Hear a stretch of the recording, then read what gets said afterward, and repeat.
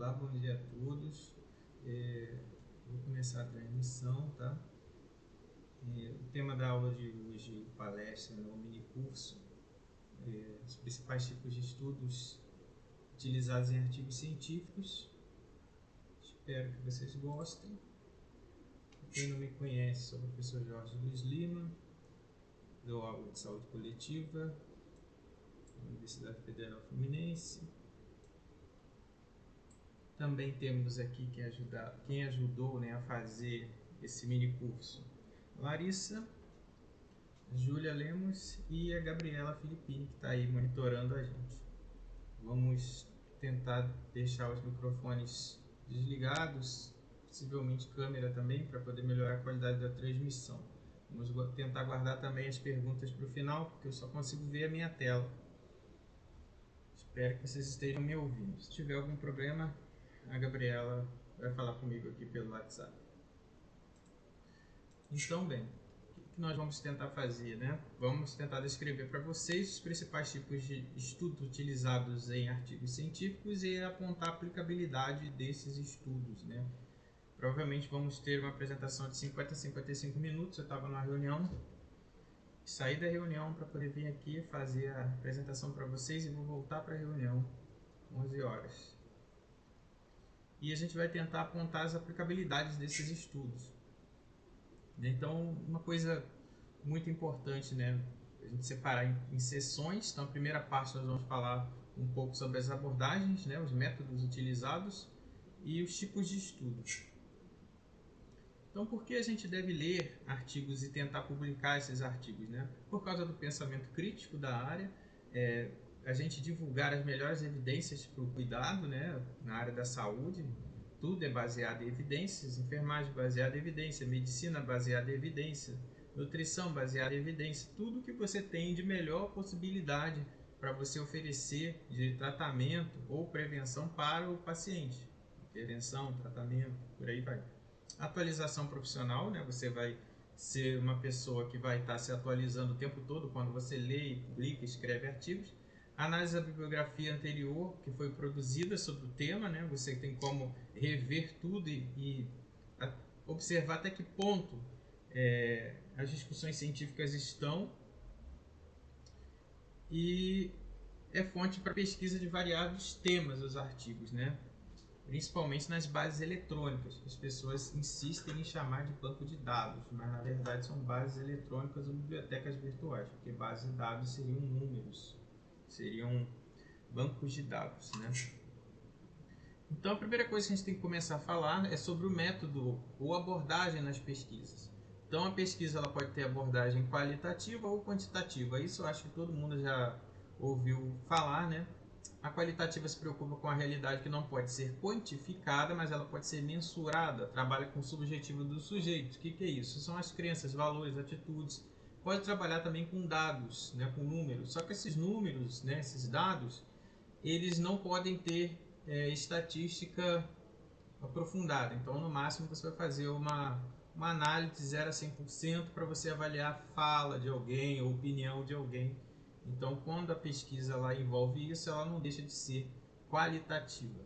Já a abordagem quantitativa, ela tem como suporte cálculos mensurativos, né? Vai fazer análise estatística mais avançada. Então, a gente tem aqui o exemplo que a Larissa colocou, né, que um cara observa ali atrás da moita, parece até que está no céu, né?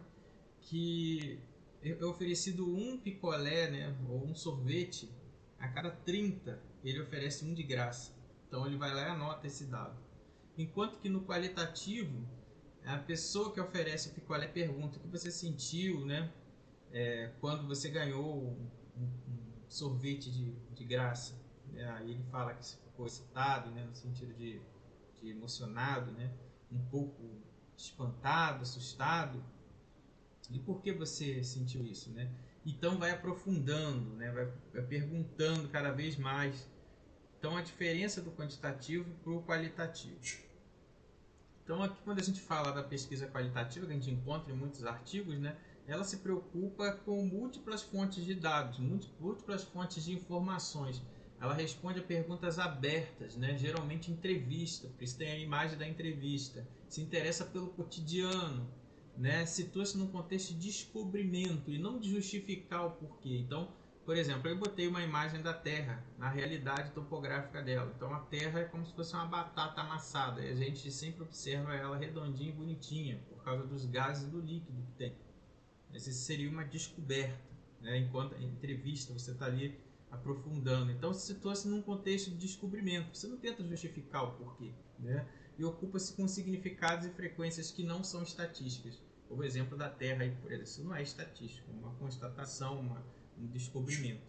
Já a abordagem quantitativa, ela procura analisar fatos submetidos a leis e padrões gerais. Então, ela utiliza questionário com perguntas fechadas e segue padrões. Então, ela não conta com os valores e crenças do pesquisador. Você não vai ficar dando a sua opinião de acordo com a sua religião, crença ou a forma que você pense que seja subjetivo demais, né? Você vai simplesmente comparar. Então você busca precisão matemática e tenta justificar do ponto de vista epidemiológico, né, da biologia humana, da estatística e das ciências sociais, tentar justificar alguma coisa.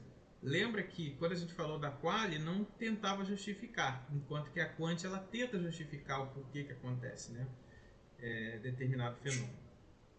Então, os tipos de pesquisa por finalidade agora. Então, quando a gente vai ler o artigo, a primeira coisa que você encontra de cara lá é se a pesquisa é quant ou se a pesquisa é quali. Obviamente, se a pessoa está falando que o estudo é epidemiológico, que vai ficar grande parte dessa apresentação, a gente já entende que a pesquisa é quantitativa, né? Se a pessoa fala lá que o estudo foi descritivo e exploratório e que teve entrevista, obviamente você já sabe que é qualitativa, não vai precisar estar escrito. Mas como eu estou ensinando para vocês, eu tenho que explicar passo a passo quais as etapas que nós temos que seguir, né? Do menos complexo para o mais complexo. Então, quando a gente fala de tipos de pesquisa, os tipos de pesquisa eles podem ser organizados, né? A taxonomia, de acordo com a finalidade ou por meio de alguma coisa. Então, por exemplo, uma pesquisa ela pode ter a finalidade ou os fins de pesquisa de ser exploratória, descritiva ou explicativa. Então, quando a pesquisa é exploratória, quando há escasso ou nenhum conhecimento sobre o assunto, e aí depende dos autores de metodologia, alguns dizem que esse escasso ou nenhum conhecimento pode ser de maneira geral, ou seja, não tem no conhecimento científico escrito sobre aquele assunto, ou o próprio autor não tem conhecimento sobre o assunto. Tá? Isso depende dos livros que você lê. Já a descritiva, ela expõe características de determinada população ao fenômeno. Né? Descrever é narrar o que acontece, conhecer o fenômeno, procurando interpretar, descrever o que está acontecendo. E a explicativa, tornar inteligível e justificar os motivos de alguns fenômenos. Então, uma pesquisa ela pode combinar, tá? Ela pode ser descritiva e exploratória, tá? Ela pode ser somente exploratória, ela pode ser exploratória descritiva, depende de como você está interpretando esse fenômeno, você ou o autor. Então, nos artigos isso aparece também. Agora, uma pesquisa ela pode se dar por meio de, né? Qual o processo que ela vai se dar? Então, por meio de campo, quando você vai até o campo fazer entrevista, né, ou coletar os dados quantitativos através de um questionário fechado, então ela pode ser quant ou quali, né, a pesquisa de campo. A pesquisa pode ser documental, realizada em prontuários e documentos, né, em bancos de dados. Então, se você vai utilizar esse documento e o documento tem falas das pessoas, tem registros que foram escritos por alguém, né? Isso pode ser interpretado de forma qualitativa ou quantitativa, se tiver um padrão, né? É o grande problema quando a gente tenta usar alguns registros do SUS, cada um registra de uma forma, não é um formulário adequado para todos. Então, quando a gente vai fazer um levantamento, fica com muitas informações faltando, né? Levantamento quantitativo. Mas o qualitativo, dependendo de como você analisa, em uma auditoria, por exemplo, você consegue ler bastante coisa, o que foi escrito, o que deixou de ser escrito. Então, o documental pode ser quali e pode ser quanti.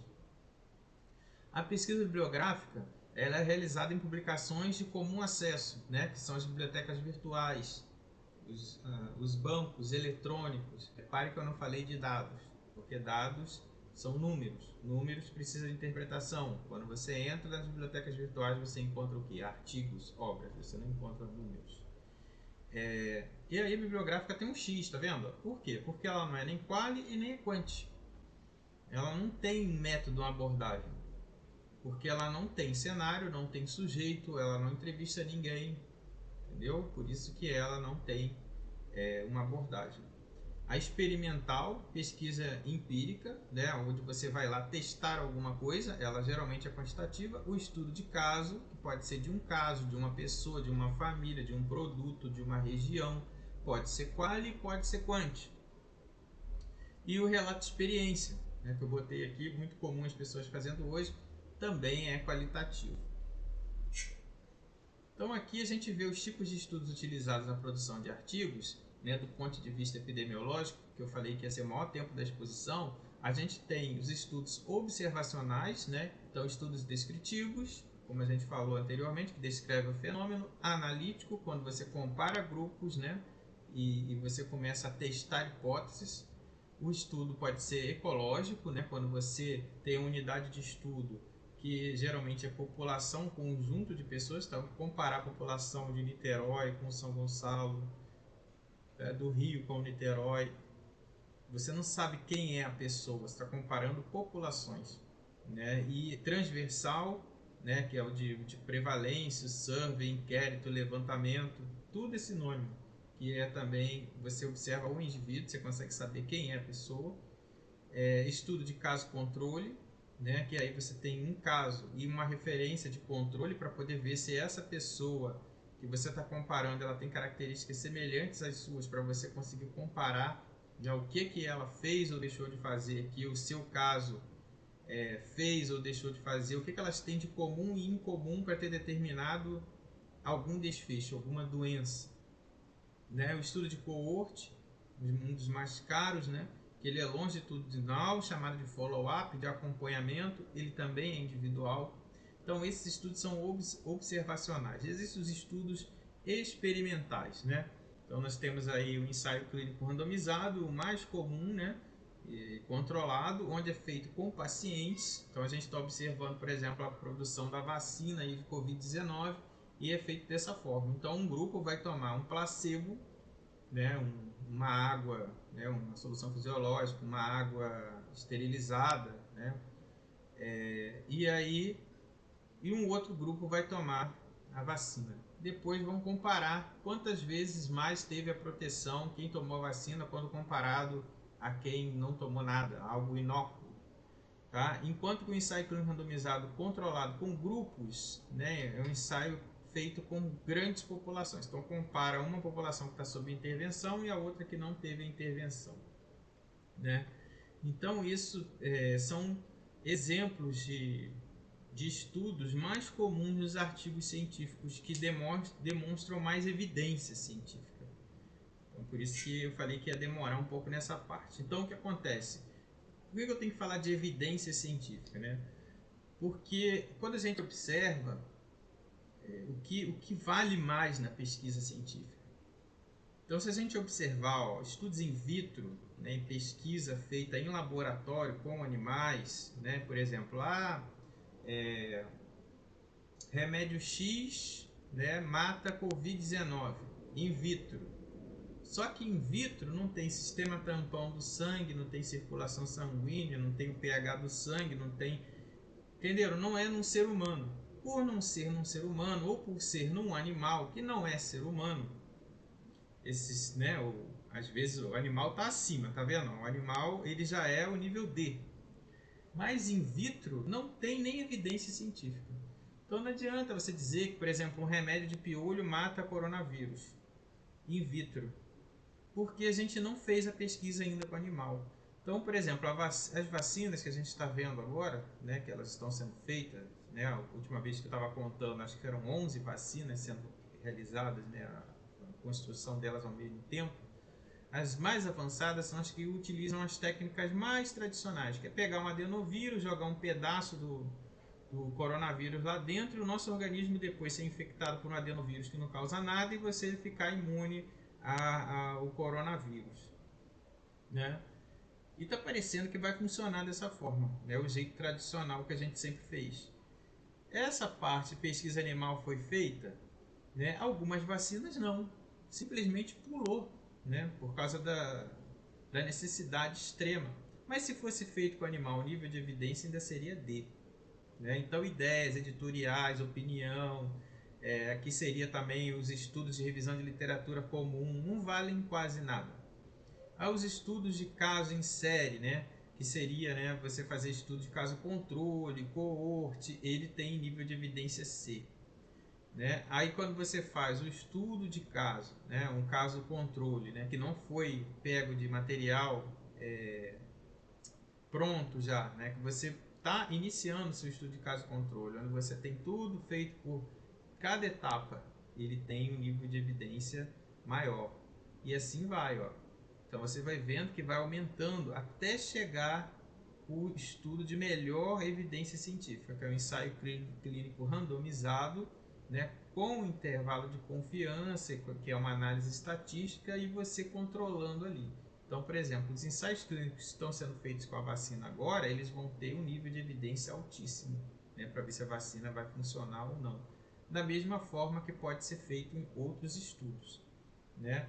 E aí, quando a gente chega aqui em cima, a gente vê, opa, revisão sistemática com homogeneidade de ensaios clínicos.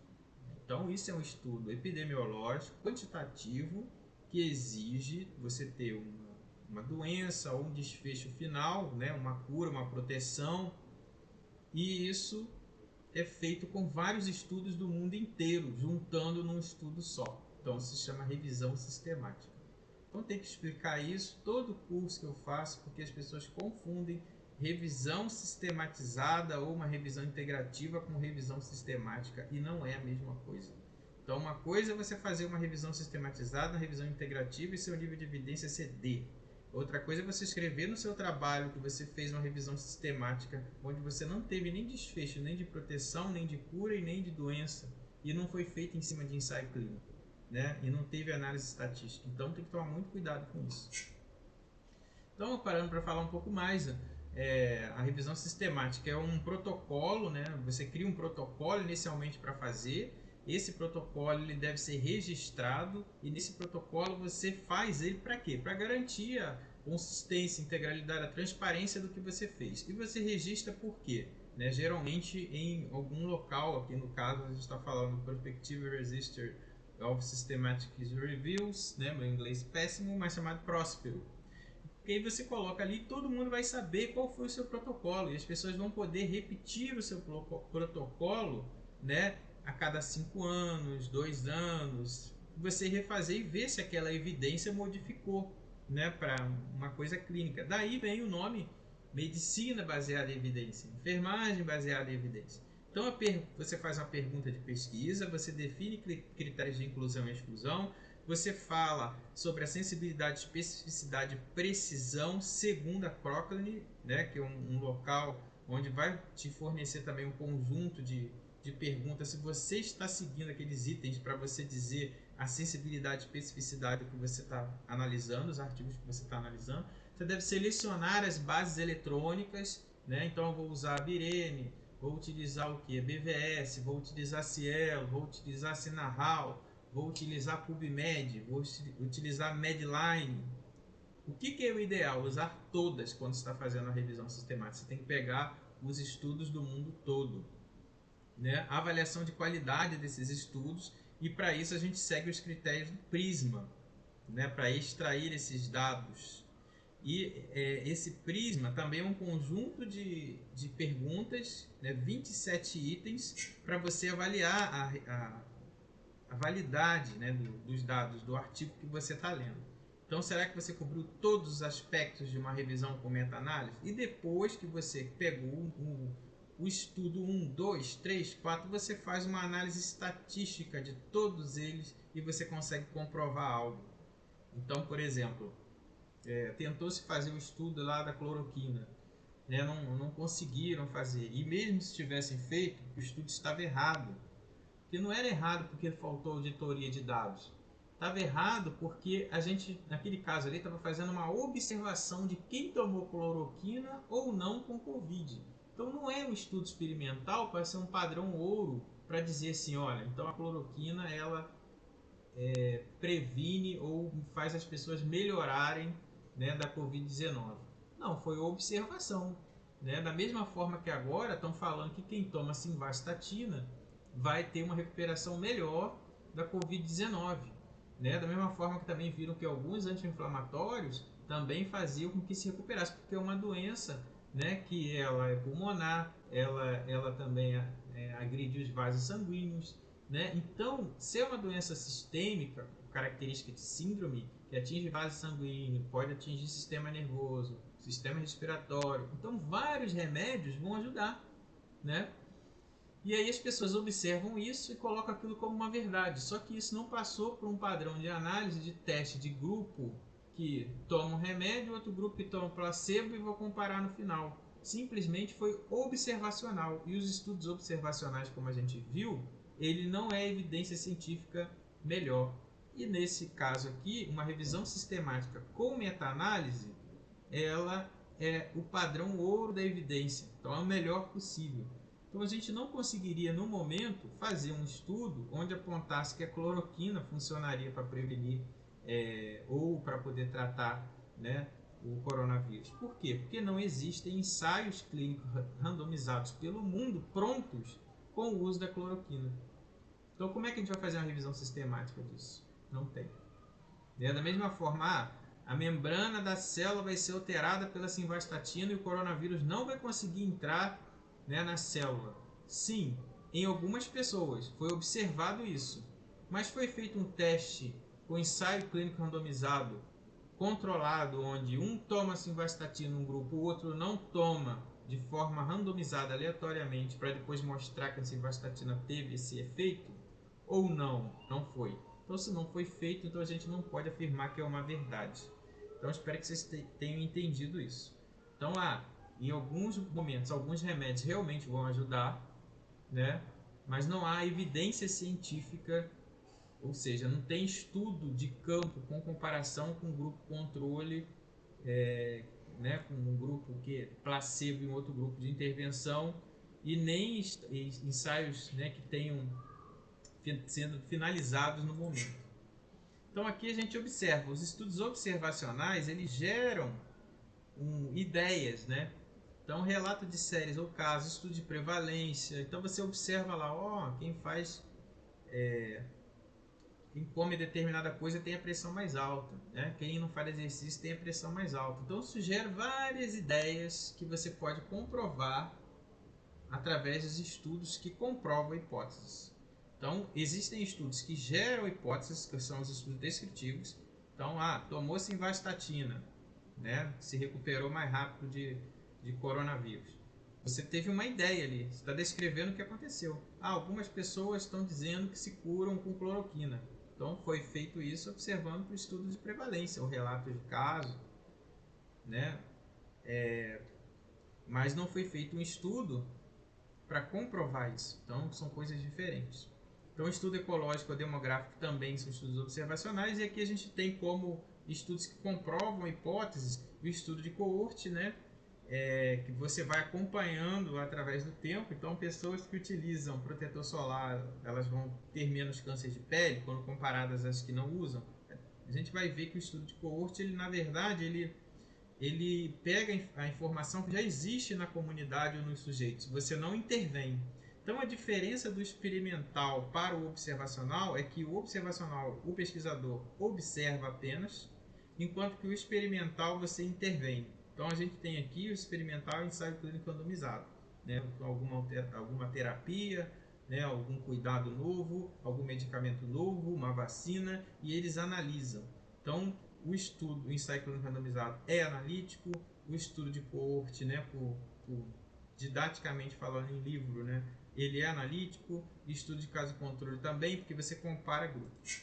Esses são os que aparecem mais nos artigos. Então, os estudos descritivos possibilitam a caracterização da doença, tem como analisar a possível associação entre exposição e efeito, né? Então, por exemplo, se você está submetido ao estresse, você vai ter mais transtorno mental? Não sei. né, a gente vai avaliar isso e descrever. Então você vai comprovando isso, analisando e vendo se essa exposição realmente causa efeito, né? Tomar a vacina contra o coronavírus realmente protege? Então vamos observar. Então os estudos são descritivos. Então usualmente são baseados em estatísticas de morbidade. Pode analisar a ocorrência de um óbito, idade, sexo, grupo étnico, né? Então morreu. Qual foi a caracterização de quem morreu mais, né? Sobre determinada doença ou em determinada exposição? Pode ser estudo de caso, né? Como os estudos de incidência ou de prevalência, que eu já falei para vocês, tem o nome de transversal, seccional, survey, inquérito. Então aqui vai um exemplo de estudo descritivo, onde você vai descrevendo aqui o número de óbitos por 100 mil nascidos vivos, né? A taxa de mortalidade materna na Suécia, 1750 a 1975. Então foi lá, pegou a análise documental, estudo descritivo, e você vem registrando isso e mostrando como que decaiu ao longo, né, dos séculos. Então o estudo transversal, por exemplo, ele fornece informações e características de distribuição de um agravo, a exposição de um evento em curto período de tempo, e ele serve para você diagnosticar situações de saúde. Então você faz um levantamento, você tira uma foto do que está acontecendo quando você faz um estudo de prevalência. O nome dele é transversal justamente porque você transversa o tempo, você não acompanhou ao longo do tempo, né? Então aqui você tem o exemplo, né? A população, a amostra, você tira e você vai ver quem está exposto, né, a determinado fator, né? Então, por exemplo, pessoas que estão expostas ao estresse que ficam doentes mentalmente, pessoas expostas ao estresse que não ficam doentes, pessoas não expostas, né, ao estresse e doentes mentalmente, e pessoas não expostas e não doentes. Então você vai analisar isso tudo ao mesmo tempo, por isso que ele é considerado transversal, ele é barato, né, e rápido de fazer. Nos estudos ecológicos é a mesma coisa, só que feita com grupos, né, populações inteiras. Né? Então você não tem como saber quem é a pessoa, mas você compara populações. Então essa população ela é comparada do ponto de vista de alguma coisa que você está observando, que interessa para você. Então os pontos negativos é que muitas vezes é difícil você interpretar, né, e achar explicações para determinados fenômenos que ocorrem, né? E o atrativo do estudo ecológico é que ele pode ser feito com várias populações e características diferentes, né, com características variadas, e extrair de diversas fontes de dados. Então aqui, por exemplo, a gente tem do livro do Pereira um exemplo, né, crianças livres de cárie dentária após 10 anos de início de um estudo experimental em 2 cidades. Então aqui é interessante que ele fala aqui, estudo experimental, né? Então assim, eu já não colocaria isso aqui como ecológico, colocaria como estudo de intervenção em grupos, né? Mas aí por que está falando que é ecológico? Porque foi feito com agregados, com um grande grupo de população. Você não tem como saber se foi o Joãozinho ou a Mariazinha que utilizou o cloro na água. Simplesmente aconteceu da cidade uma ter tido abastecimento com água, né, em 1955 com cloro e outras não. Então aqui a gente vem olhando livre de cáries. Então quem estava livre de cáries, né? Crianças de 6, 7, 8, 9 anos, se você observar, ó, né, tinha um número expressivo, um total de 26,2% dessas crianças livres de cárie com abastecimento de água com flúor.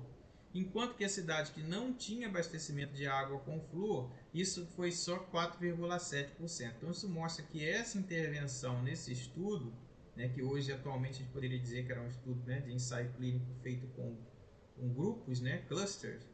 Mas aí fica a pergunta, né? Por que isso aqui é meio dúbio, né? Porque o que acontece? Ecológico, no sentido de que se não houve experimento, tipo, simplesmente a cidade recebeu o flúor porque tinha que receber, porque o município estava, né, abastecendo a rede, então não foi uma intervenção feita pelo pesquisador, foi uma observação. Então é um estudo ecológico. Então aqui no caso eu acho que o nome experimental ele está mal colocado, né? Porque isso seria uma coisa que você não interviu. Não foi o pesquisador que deu dinheiro para o flúor na água, né? E sim a população estava sendo abastecida com água. Da mesma forma que a gente pode comparar o IDH, por exemplo, a gente vai ver o Índice de Desenvolvimento Humano, comparando de Niterói com o Rio e ver onde tem mais casos de coronavírus. Seria mais ou menos a mesma coisa. Você está comparando grupos, né, por 100 mil habitantes, né, e por aí vai. Estudo de caso ou relato de caso também é muito comum você observar nos artigos, né? Geralmente você tem detalhado os casos clínicos, né, de algum evento, né? Existe também série de casos, que é um estudo com um número maior do que 10, né? Ele pode ser para frente ou para trás, né? Prospectivo ou retrospectivo. Eles têm algumas limitações, né? Então você, por exemplo, avalia acontecimentos passados, não possui grupos de comparação e apresentam resultados que se aplicam somente àquele paciente ou àquele grupo. Então o estudo de caso tem essa limitação muito forte. Assim como, por exemplo, o estudo que a gente acabou de falar, o estudo seccional, né? Porque ele é uma foto. Você não pode dizer que a exposição determinou o seu efeito, porque você está observando as duas coisas ao mesmo tempo, por isso transversal. Enquanto que os estudos de acompanhamento, que a gente vai ver mais para frente, eles podem realmente gerar uma evidência maior. Então a gente vai ver aqui agora isso na parte 2. Então os estudos analíticos, eles são estudos que eles geram hipóteses, né? E você compara grupos. Então ele difere dos outros estudos por isso. Então você geralmente tem a presença de um grupo controle e um grupo de comparação. Então o estudo analítico ele pode ser ecológico. Por quê? Porque você pode comparar grupos, né, e mostrar uma evidência, o transversal, né, ele pode ser o de caso controle, pode ser o coorte, pode ser o ensaio clínico randomizado. Agora preste atenção nisso. O estudo ecológico ou o estudo de prevalência, quando você não compara grupos, você simplesmente descreve, igual naquele desenho que eu botei lá, expostos doentes, não expostos não doentes, e assim vai. Isso é um estudo simplesmente descritivo. Agora, se você começa a comparar grupo, quantas vezes mais os expostos tiveram o desfecho ou a doença quando comparado aos não expostos, virou analítico. Então, o que difere um grupo do outro? Justamente quando você começa a fazer grupos de comparação. Né? E como a gente viu anteriormente, também quando você comprova hipóteses. Né? Então, uma coisa é você observar e a outra coisa é você comprovar através de um estudo analítico. Então, por exemplo, o estudo de caso controle são estudos longitudinais, retrospectivos, onde você tem uma doença muito rara, né, e que não é muito conhecida, e você quer saber quais foram os fatores que estiveram associados àquela doença. Só que você não tem como intervir na população. Então, geralmente, o que você faz? Você faz o contrário, né? Você vai retrospectar, né? Nem se existe esse verbo. Então, você vai olhar para trás, vai olhar o passado, determinada causa ou exposição. Não, então o termo retrospectivo vem daí.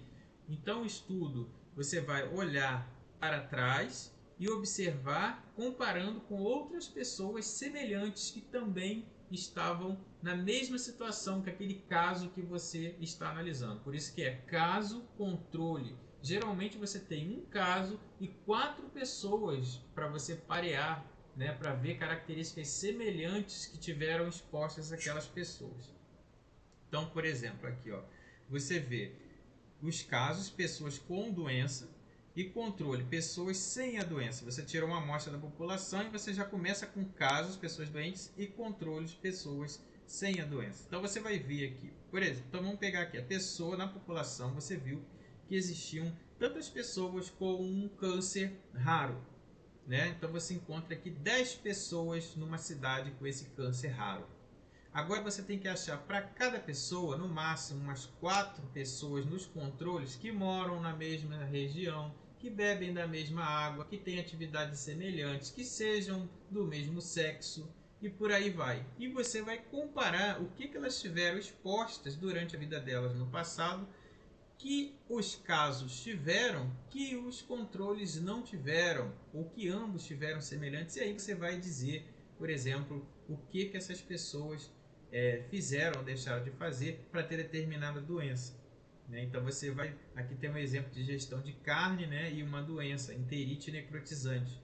Então foi observado, né, no grupo lá e visto que as pessoas que tiveram exposição recente à carne, ó, tiveram mais enterite.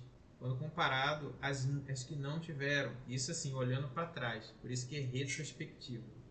E o estudo de coorte, né? Esse nome, coorte, o certo é coorte, mas eu não consigo falar isso, ele vem do termo do latim que significa legião de soldados do antigo Império Romano. Então você dava baixa na coorte quando você morria. Então os estudos longitudinais são de acompanhamentos de pessoas sadias. Olha, a gente acabou de falar de um desenho de estudo que pegava exemplos de gente doente e comparava com os que não estavam doentes. Agora a gente está falando de um exemplo de temos que acompanhar pessoas sadias e observar se elas vão desenvolver determinado desfecho ou não. Então, quando um grupo de pessoas é comparado com outras, ela precisa estar sadia para ver se ela vai desenvolver o que você está investigando ou não. Então, eu dei o exemplo para vocês do câncer de pele, né? Então, será que, por exemplo, você não está intervindo, né? E você vai olhar lá. Então, você chegou no correio, né? Correios. Aí existem trabalhadores, todos são oferecidos o protetor solar. Então, aqueles trabalhadores que vão para a rua, alguns usam protetor e outros não gostam. Ah, a pele fica melada, eu suo muito, não gosto, não vou usar, tem preconceito e pererê, pererê.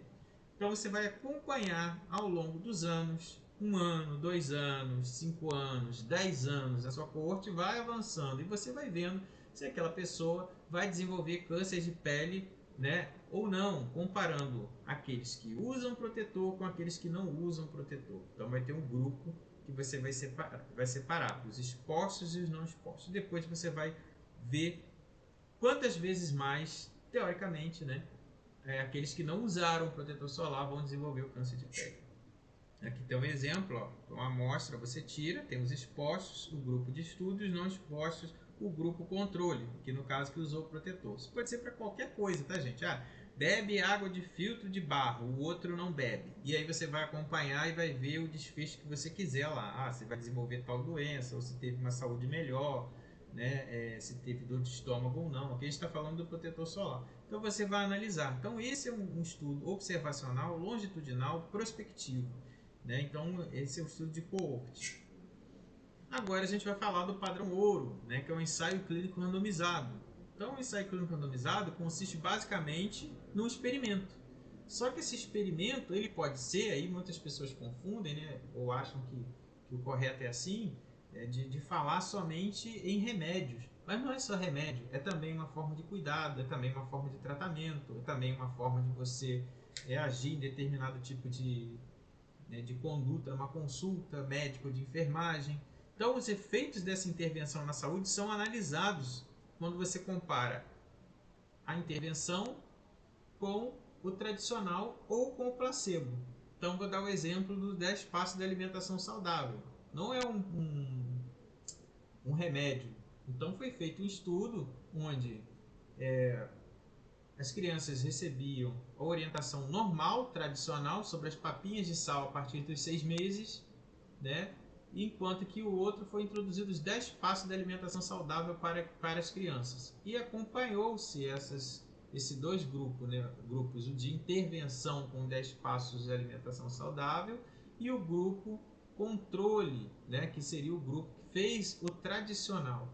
E ao longo do tempo foi se comparando e vendo que as crianças, durante aquele 2 anos, 3 anos de acompanhamento, desenvolviam tinha um desenvolvimento psicomotor, neurológico, desenvolvimento psicossocial melhor quando comparado às que recebiam orientação genérica do cartão da criança de papinhas de sal. Então, o que o Ministério da Saúde fez, baseado na evidência científica, implementou os 10 passos da alimentação saudável para crianças. Então, o experimento epidemiológico que busca você investigar, observar o efeito de uma intervenção em particular. Os indivíduos eles não podem ser selecionados porque você quer, eles têm que ser selecionados de forma aleatória, por sorteio, né? E aí o grupo da intervenção e o do controle, né? Você não sabe qual grupo você vai cair, porque isso é chamado de duplo cego, né? Você não vai saber se você está participando do remédio ou se você está participando do que não tem o medicamento, né? Ou da intervenção, ou que não está tendo a intervenção, você não sabe. Então, para segurar os grupos, eles têm que ser equivalentes e alocados aleatoriamente. Então, aqui a gente vê a população, né? E você pode ter exclusões no meio do caminho. Você faz o sorteio, que é a randomização, e uns vão participar do tratamento ou intervenção, e o outro vai ter o controle, vai ter o placebo ou o tratamento normal, tá, gente? Porque as pessoas às vezes só falam em placebo, mas pode ser o tratamento ou a conduta que vem sendo feita normalmente. E aí você vai avaliar o desfecho, né? O ideal é que você comprove na sua pesquisa que aqueles que você interveio tinham menos a doença quando comparado àqueles que não sofreram intervenção. Ou se existe uma intervenção, né? No caso que eu dei o exemplo do cartão da criança, onde falava de papinhas de sal, que também tenha menos doença, né? Porque, ou menos o desfecho, né? A gente está falando aqui de doença, mas pode ser o desfecho. No caso aí, o desenvolvimento psicomotor, psicossocial da criança. Então aqui vem mostrando a posição do investigador, intervenção, referência temporal, tipos de estudo, ensaio clínico randomizado. Aqui vem uma comparação entre o estudo de coorte e caso controle, né? Se você observar, a gente vai, quando a gente parte do efeito, que seria a doença, para a causa, a gente está fazendo o estudo de caso controle e a idade vai diminuindo porque você volta no tempo, né? Enquanto que quando você parte da causa, né, para o efeito, o exemplo que eu dei para vocês do câncer de pele, o protetor solar, ou de beber água, sei lá, água tal, e você acompanha para ver se vai desenvolver alguma coisa, você está partindo da causa para o efeito, você vai com o tempo para frente e a idade aumenta, né, porque as pessoas vão ficando mais velhas. E por isso que existe coorte aberta, coorte fechada, que aí é outro detalhe que eu não quero entrar agora. E aí a monitora está colando tudo aí que eu estou falando. Inclusive ela pode colar aí o livro de epidemiologia, que é bem simples e vai explicar bastante coisa desses aspectos todos que eu estou falando aqui. E as revisões de literatura? A revisão de literatura aparece bastante, né, como a gente sabe, né, tem muita revisão de literatura nos artigos. Inclusive muita gente deve estar fazendo esse curso agora devido à revisão de literatura. A gente teve outros cursos, quem quiser ver lá está no canal Ciência e Saúde, onde a gente fala bastante de revisão de literatura. Então, seria importante vocês darem uma olhadinha lá. Então, aqui a gente vai falar que é um processo de busca, né, de conhecimento, busca para responder uma pergunta específica. Literatura cobre todo o material existente, por isso que aí já começa a crítica que eu faço. Então, por exemplo, quando a gente fala de revisão de literatura, a gente está falando de livro, artigo, periódico, jornal, revista comum, relatos históricos, relatório de governo, manual, tese, dissertações, tudo. E aí você vai e encontra que a maioria das revistas elas não aceitam isso, não aceita aquilo, não aceita aquilo. Então, é uma revisão de literatura de que tipo, né? Então, quando a gente fala em ciências sociais e humanas, a revisão narrativa é aquela onde você pode escrever livremente, tendo os autores lá e você comparando um autor com o outro, você emitindo a sua opinião na parte da discussão. Existe a revisão sistemática, que a gente acabou de falar, né? Systematic Review, onde você vai mostrar uma evidência científica fortíssima, né? Lá no topo da pirâmide, se você fizer tudo certo, inclusive trabalhos complicadíssimos, você pode fazer, por exemplo, uma tese, né, de doutorado, né, para poder ser numa revisão sistemática. E aí você encontra artigos dizendo que é revisão sistemática. E aí quando você vai ver, você não encontra nenhum parâmetro, né? É muito triste ver isso, né? Mas acontece. E revisão integrativa, que é a crítica que eu faço aqui, não deixam integrar nada, porque quando você tenta integrar, você tem que colocar todos esses materiais que eu falei.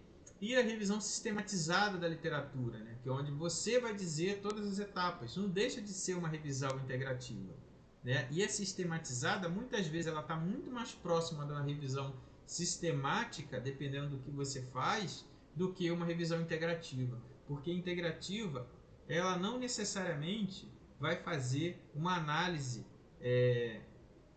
qualitativa e nem quantitativa, enquanto que a revisão sistematizada ela pode quase chegar a fazer. Então ela está um nível maior, mas depende de quem faz, né? Como você faz. Esse nome sistematizado é um nome livre, né? Para dizer que você organizou. Seria você dizer uma revisão organizada, né? E lembrar do prisma. Então, por exemplo, quando você vai agora mandar para uma revista, você tem que preencher o prisma. A gente acabou de falar, né? São 27 itens. Então, as revistas boas, né, que têm impacto, elas não vão aceitar um trabalho que você não tenha preenchido, né, os itens do prisma.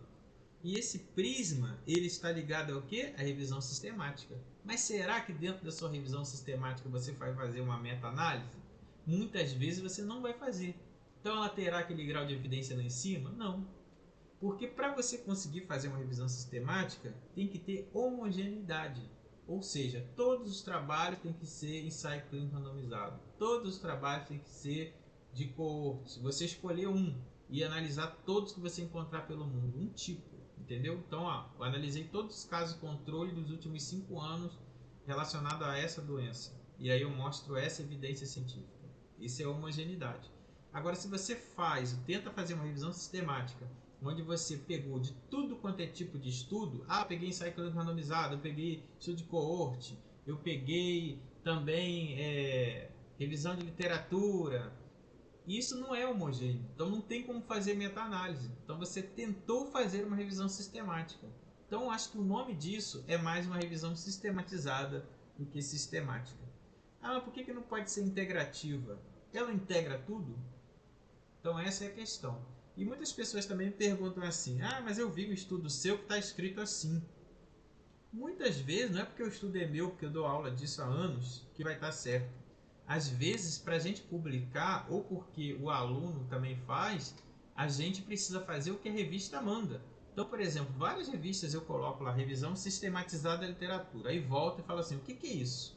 Porque as pessoas querem que a gente explique de onde saiu esse nome, né? Sendo que o nome é o que você está dando de uma revisão organizada da literatura, porque é um nome comum, um nome genérico, para você não se comprometer dizendo que é integrativa, por exemplo. Aí, não, mas a gente quer que coloque integrativa. Eu nem contesto mais, porque antigamente eu ficava contestando, mas é integrativa, mas a revista não aceita tese, dissertação. Eu não estou integrando, isso é uma revisão sistematizada, organizada.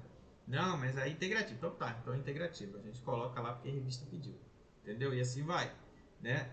Aí agora vocês não conseguem mais mandar para uma revista boa sem que tenha feito prisma. Da mesma forma que você não consegue fazer um estudo de prevalência, né? Um estudo seccional, sem ter preenchido um instrumento chamado Strobe. Né? E assim vai. Cada instrumento é para um tipo de estudo científico no artigo. Então as vantagens da pesquisa bibliográfica é que você vai trabalhar com o que já foi produzido, né? Não envolve coleta de dados com seres humanos, é desnecessário pedir autorização em campo, não precisa passar por comitê de ética, um levantamento de dados que ele se finaliza na organização das informações de acordo com o que você está estruturando, de acordo com o objeto da sua pesquisa. Por isso que o nome antes era só revisão de literatura e estava muito bom. Aí começaram a criar nomes específicos bonitinhos. É integrativa, mas integra, né? Sistemática, mas fez meta-análise.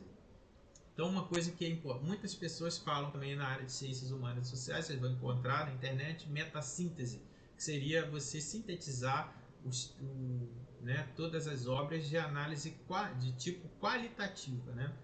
Então, por exemplo, você pode ter uma revisão de literatura que você fez uma metassíntese, mas você não fez uma meta-análise.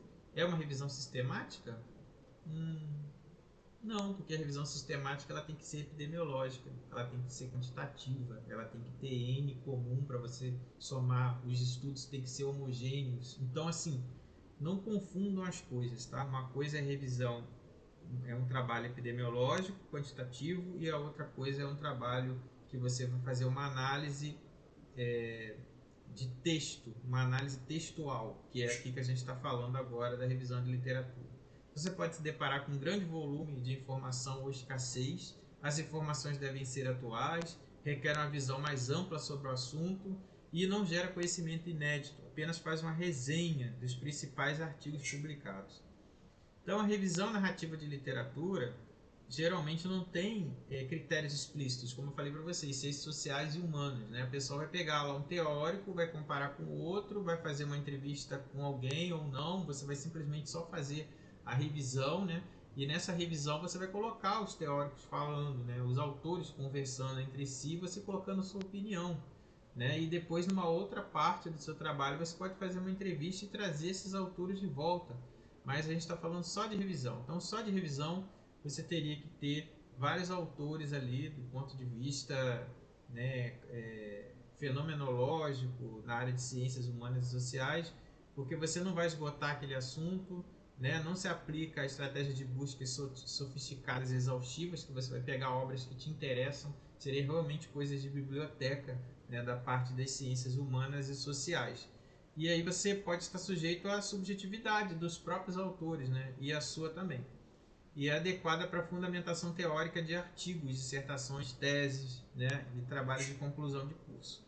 Então, como a gente falou, voltando à revisão sistemática de literatura, é um tipo de investigação científica, são considerados estudos, né, que eles têm que ser homogêneos, né? Então, por exemplo, eu só vou avaliar estudos observacionais retrospectivos, né? Vou avaliar somente estudos experimentais, vou avaliar somente estudos de caso controle. E assim vai. E você, em cima daquilo ali, fazer uma análise estatística e mostrar a melhor evidência. Testa hipóteses, né?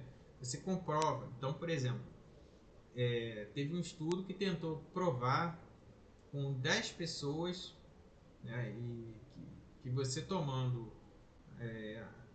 um antibiótico X, acho que era amoxicilina ou penicilina, acho que era penicilina, você vai evitar formas graves de leptospirose. Então, a leptospirose tem uma sintomatologia inicial muito estranha, né, que você confunde com gripe, é dor de cabeça, dor atrás dos olhos vermelho, dor de garganta, dor no corpo. Então, o que, que é isso? É dengue, né, chikungunya, o que, que é? Então, preventivamente fizeram um estudo aleatório. Então vamos dar aqui, para quem chegou aqui, 5 pessoas vão tomar amoxicilina, né, ou ampicilina, não lembro o que era.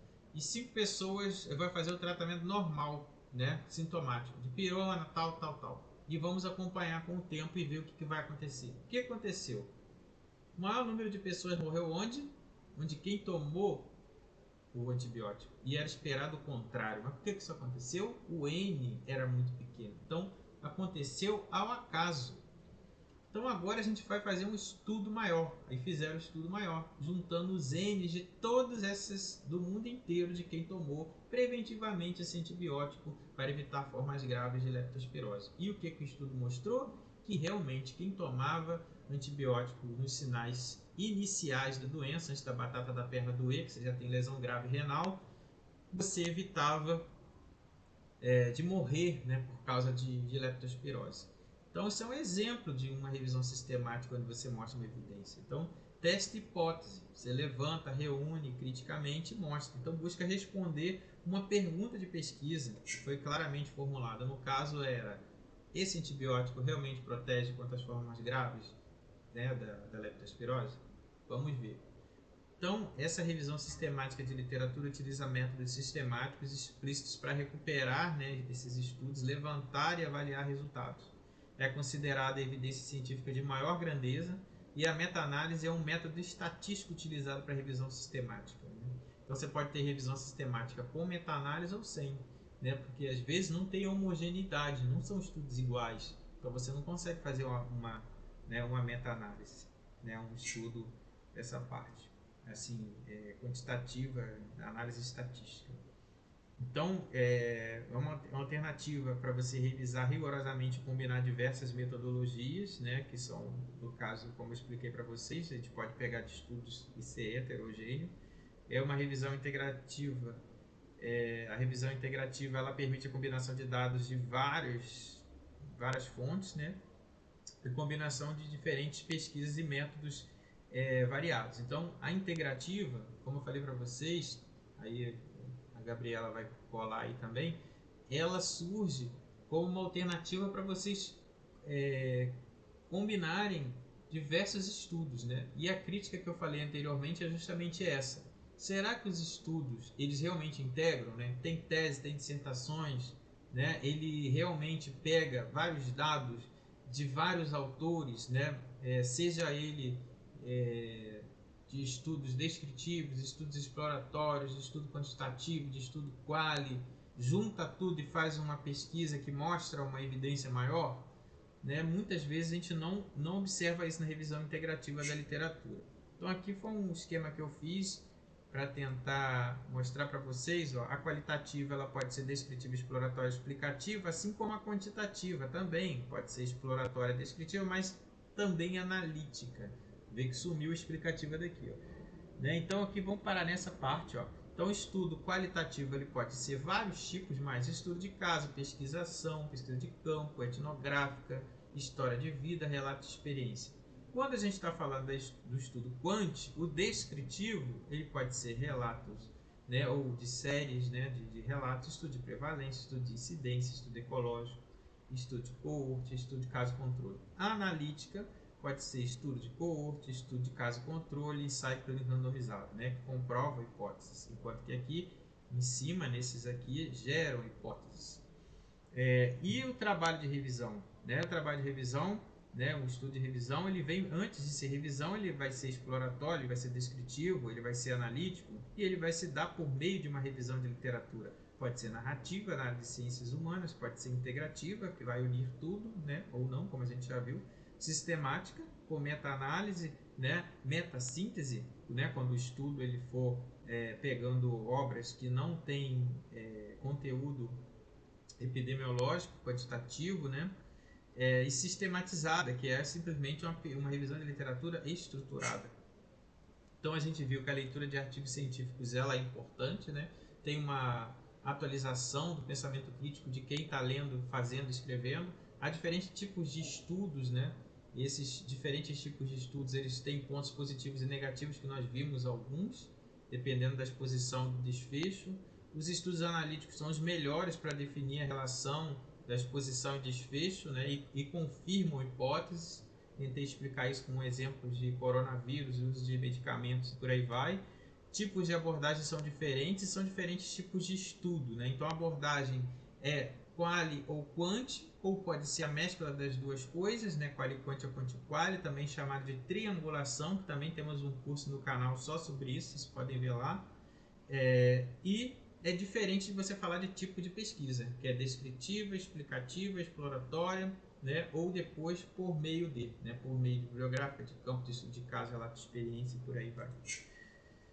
Então vai ser o momento das dúvidas. Aqui estão as referências principais. Vou só passar para vocês verem que teve uma base em tudo. A nossa equipe, né? Agradeço a atenção de vocês e também aos monitores que estão aí hoje ajudando.